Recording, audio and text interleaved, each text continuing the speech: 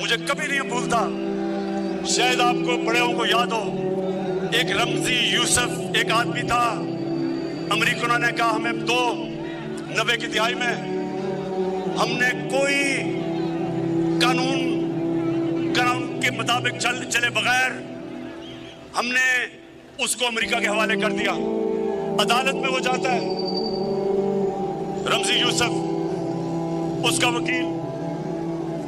کا وکیل جج کے سامنے کیا کہتا ہے یہ ذرا سنو. جج کے سامنے کہتا, جج نے کہا کہ اس کو سزا ہونی چاہیے, اس کو تو پاکستان کی حکومت نے بھیج دیا ہمارے پاس.